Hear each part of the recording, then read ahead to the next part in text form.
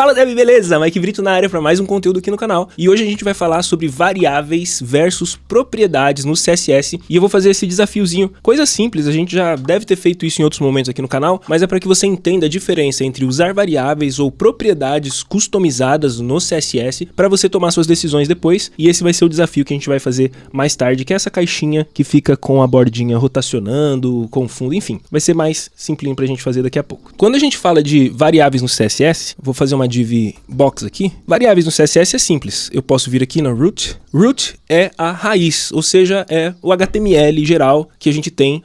E quando a gente vai no CSS e colocar esse seletor root, a gente está falando que a gente quer criar no elemento maior de todos, no pai de todos, alguma coisa. E nesse caso eu vou criar algo chamado color perigo. E aí que eu vou colocar tipo vermelho. A cor de perigo vai ser vermelho. Eu vou colocar tudo em inglês, tá? Então o que acontece? Quando a gente vem aqui na box e a gente vai colocar uma largura, uma altura nessa caixa e vamos colocar a cor de fundo, um background color, usando a variável danger color. Simples assim para se usar variáveis, tá? E aí a gente tem que cuidar de algumas coisas quando a gente vai usar variáveis para as propriedades que a gente já vai ver como que funciona e para a gente tomar a nossa decisão. Quando a gente cria uma variável dessa forma, a gente tem o poder de mudar ela em qualquer nível. Então se eu vier no body, que é um nível entre o root e entre essa box, e eu colocar aqui esse danger color, ó, danger color como blue, eu posso mudar ela aqui, ou até no nível aqui da própria caixa, danger color, vou colocar como yellow. Então, a primeira coisa que eu preciso entender é que eu tenho a herança acontecendo aqui, normal do CSS, e eu preciso cuidar disso para que eu não estrague uma variável que eu criar, e eu não quero que ela seja modificada depois. Vamos supor que esse danger color, eu gostaria que ela... Eu tenho que ter esse cuidado. Só que esse ainda não é o maior problema. Isso aqui vai acontecer tanto para a variável quanto para a propriedade que a gente já vai ver, só que o maior problema é a mudança de tipo. Então pode ser que em algum momento aqui, ó, em vários níveis que a gente vai estar usando, a gente vem e fala assim, esse danger color eu vou colocar 50 pixels porque eu quero usar aqui. Por algum motivo eu quero usar ele aqui. Então eu vou modificar ele para 50 pixels. Deixa eu só mudar a cor de fundo agora, porque daí ele não vai ver, né? Background color. Aí eu vou colocar aqui, senão você não vai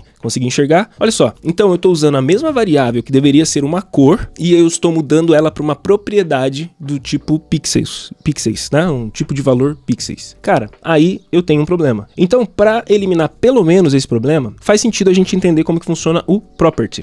O property é uma @rule. O que é uma @rule no CSS? É tudo que começa com um arroba. Então, arroba property. Aqui eu coloco o nome que eu quero, por exemplo, danger color, que eu vou querer, é o nome dela, beleza? E aqui eu vou definir 3 coisinhas principais para esse tipo de variável que eu vou criar aqui. Então a primeira coisa é a sintaxe dela. Qual que é a sintaxe que vai ser usada? Então vamos supor que eu quero uma sintaxe, asterisco significa aceito qualquer tipo de coisa, aceito vermelho ou aceito o pixels também, tudo bem? Eu vou falar que ela aceita heranças, inherits, aqui eu tenho que escrever porque o que acontece? No meu editorzinho aqui, ainda não é interpretado esse arroba property, por isso eu tenho um errinho, tá? Então eu tenho que meio que na mão escrever e ver se eu vou acertar inherits, acho que acredito que sim. Então inherits é herança, eu aceito herança e por último o initial value dele, eu vou começar um valor como red, por exemplo. Então, se em algum momento eu não atrapalhar o meu código aqui e voltar aqui a 200 pixels, eu posso, em algum momento, simplesmente tirar a criação de variáveis, seja no root, seja no meio do caminho, eu não preciso mexer, porque eu criei via propriedade. Porém, eu ainda teria o probleminha dos 50 pixels aqui acontecendo. Vou fazer assim só para você ver que ele tem um problema. Então, nesse caso, eu posso definir aqui nesse asterisco que ele será um tipo cor. Quando eu faço isso,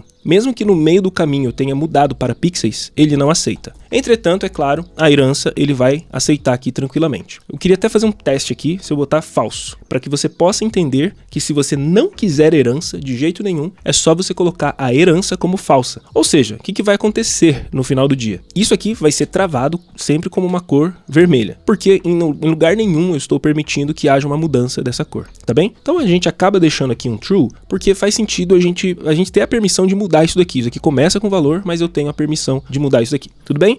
Bom, agora então a gente vai entrar no desafio que eu falei, porque com o desafio você vai entender por que às vezes não faz nem sentido você usar a variável, porque ela nem vai funcionar e vai ter que ser a propriedade mesmo, e esse desafio ele vai mostrar muito bem isso pra você. Vamos lá. Então na nossa caixinha, a primeira coisa que a gente vai fazer, deixa eu tirar algumas coisas aqui, eu vou zerar isso aqui também por enquanto, tá bem? Para que a gente possa olhar direto na questão da criação da caixinha. Vamos colocar um bodyzinho, uma altura de 100, viewport height, um display do tipo grid, um place content como centro, e aqui eu vou colocar um background color de 1, 2, 3. Pronto, temos a caixinha ali, a cor de fundo aqui, vamos colocar um preto. Beleza, a gente vai ter a caixinha ali. Eu acho que antes de eu alinhar tudo ao meio aqui, deixa eu deixar ela aqui no canto, e aí a gente vai conseguir trabalhar com ela melhor. Bom, primeira coisa que eu vou fazer aqui então, é no before dela, eu vou colocar um content, e aqui eu só vou colocar um, sei lá, conteúdo. Só para eu saber que ele tá ali, ó, vê se você consegue enxergar aqui, ó, conteúdo, tá? Tá escritinho ali. Então, eu vou colocar aqui uma cor de fundo já, eu vou colocar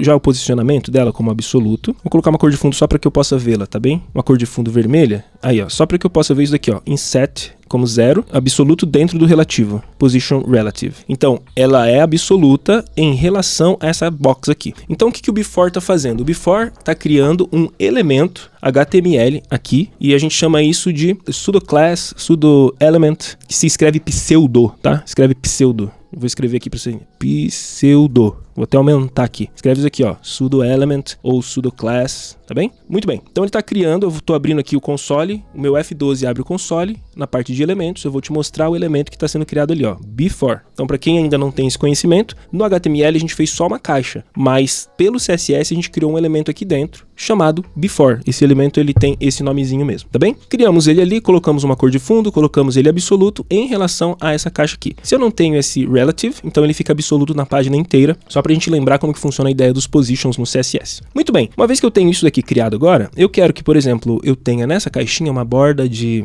radius de uns 12 pixels e quero que essa caixinha aqui receba isso também. Então, border radius vai ser inherit. Ele vai herdar a borda aqui do paizinho dele, tá bem? Herdando a borda, agora eu vou criar uma questão de uma cor específica. Vou tirar esse background color. Vamos fazer o seguinte, ó. Vamos fazer um left de 100%. Vamos jogar ele ali pro cantinho. Top de 0, left 100%. Vou fazer uma largura de 100% e uma altura de 100%.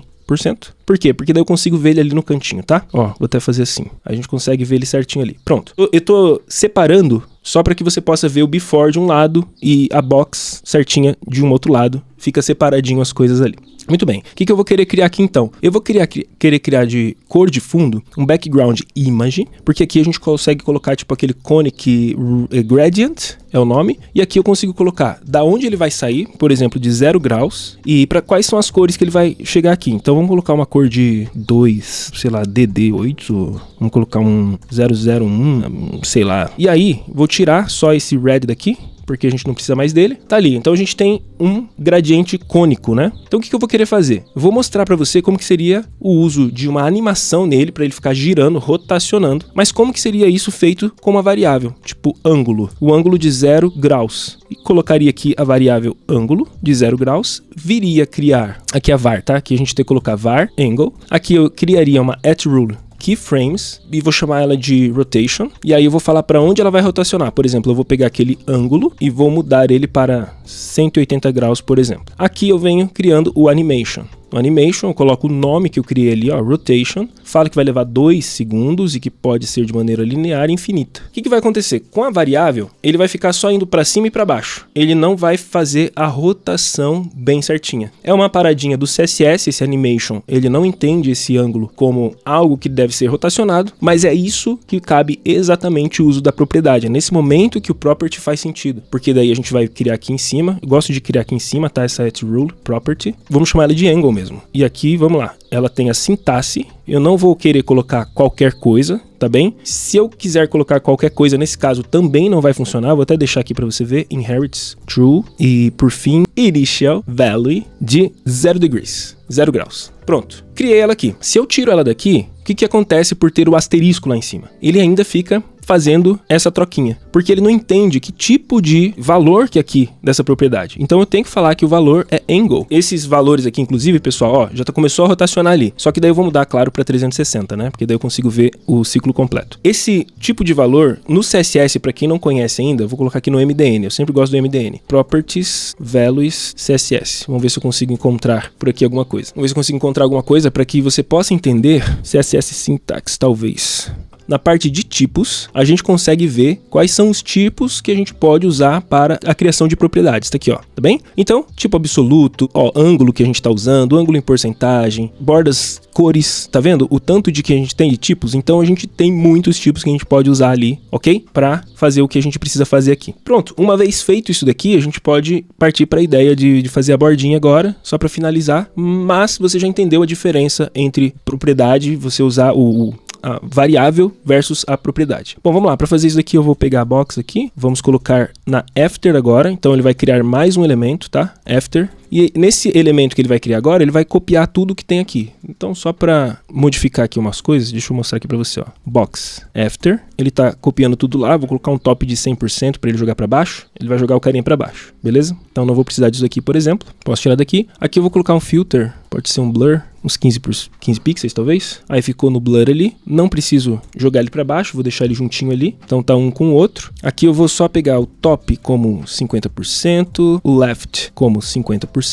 vou tirar esse top e left daqui, vou colocar um translate menos 50%. O que isso daqui faz, né? Entenda comigo. Antes deixa ele vai aplicar ali, você vai ver que ele vai se posicionar, mas deixa eu te explicar. Quando a gente coloca top e left 50%, é relativo ao quê? A gente tem que sempre lembrar disso. Então ele está absoluto relativo a essa box aqui. Ele quem? Os dois, o after e o before, são duas caixinhas que estão posicionadas bem aqui, ó, bem aqui no centrinho. Por que no centrinho, Mike? Ora, o top de 50% ele vai pegar o topo e vai afastar a 50%, e o left vai pegar o left e vai afastar a 50%. Então ele fica posicionado aqui, ó. Imagina um ponto de interesse que existe entre eles aqui no meio, bem ao meio. Então quando eu coloco um transform e faço o translate pegando o eixo X, trazendo de volta 50%, e o eixo Y trazendo de volta 50%, eu tenho na verdade uns carinhas que eles ficam bem alinhados ao meio ali. Aqui eu posso colocar um z-index como -1, né? Porque ele vai ficar para trás. -1 ele vai ficar lá atrás. Só isso daqui já é bem bonitinho. Poderia tirar esse cara daqui e deixar ele no centro. Se eu quisesse usar algo assim já tá legal. Mas como eu quero uma bordinha também, a bordinha é só colocar um padding, porque a largura e a altura é o mesmo da caixa, né? Então eles estão na mesma altura e largura. O que você consegue ver de luz ali atrás é o after, porque ele tem um blur que ele tá espalhando, ele tá saindo um pouquinho. Mas se eu coloco um padzinho aqui de uns 2, 3, 4 pixels, tanto faz. Aí eu vou ver que tamanho de largura de borda que eu vou querer. Daí ele fica fazendo essa rotaçãozinha aqui pra gente, beleza? Então nesse vídeo a gente aprendeu a diferença entre você fazer uma propriedade CSS ou fazer variáveis em CSS. Qual que são os problemas de ter um, problema de ter outro, e aí você escolhe agora baseado no seu desafio. Dependendo do que você precisa fazer, faz sentido você usar essa nova ideia do CSS chamada Property, que já está disponível em vários navegadores. Como que você sempre vai verificar se algo novo do CSS está disponível ou não? caniuse.com, aí você vai colocar aqui o @property, ele já vai entender aqui que é o @rule property do CSS e já está disponível em tudo, exceto no Internet Explorer, falecido há muito tempo. Beleza? Deixa seu comentário, deixa o seu like, te vejo no próximo. Abração do Maicão. Tchau, tchau.